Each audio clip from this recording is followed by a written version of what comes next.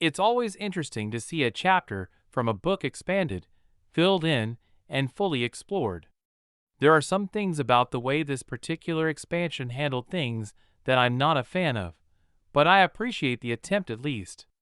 Dracula is a very difficult character to get right. Within the book, there are such conflicting and varied accounts of the Count that it's hard to know what to focus on.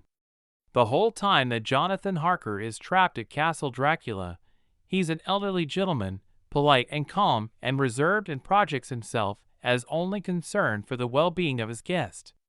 In London, he is a young, spry playboy aristocrat, seducing his way through the social elites. At night, as the subject of their hunts, he's a rabid beast. He is both intelligent and wise beyond understanding, and naive and unsure. Picking one moment as the center of the character's being is difficult.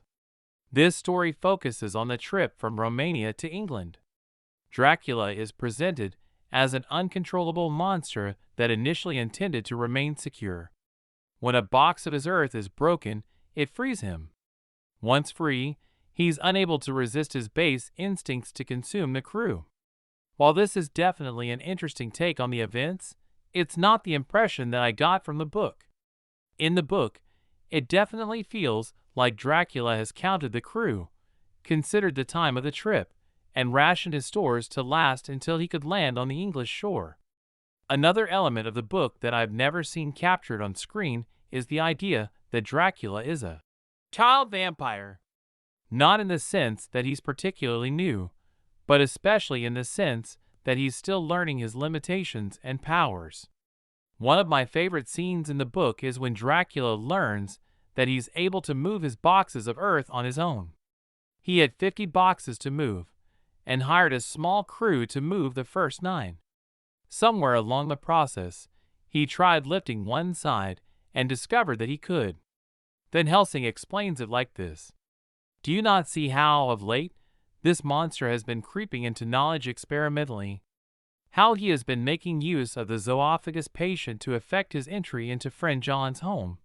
For your vampire, though in all afterwards he can come when and how he will, must at the first make entry only when asked thereto by an inmate. But these are not his most important experiments. Do we not see how at the first all these so great boxes were moved by others? He knew not then, but that must be so.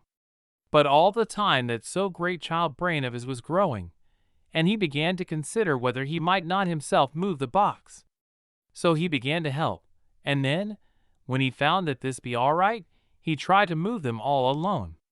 And so he progressed, and he scattered these graves of him, and none but he know where they are hidden.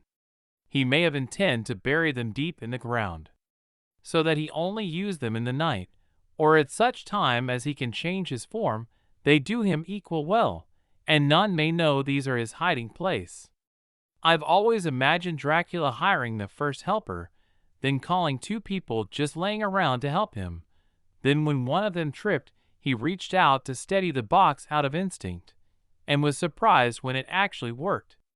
Then he helped carry the next, then took one side of the next, and by the end of it might was lifting them and carrying them all on his own.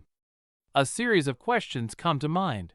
Why did Dracula think that he would be unable to lift the dirt?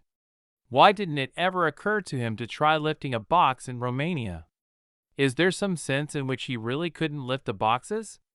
Like, did his strength disappear when he touched the earth within them directly?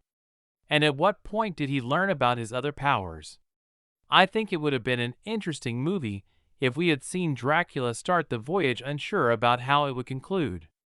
If he had no idea about his power to control mist and wind, and he was desperately trying to control himself and stay hidden as the crew slowly closed in on him. Then, in a flash, he realizes that he can control the wind, and then the crew is no longer necessary. He no longer needs the captain to get to London. He can get there all on his own. What about you? Are there any movies that are hidden scenes from a book that you think could have or should have been handled differently?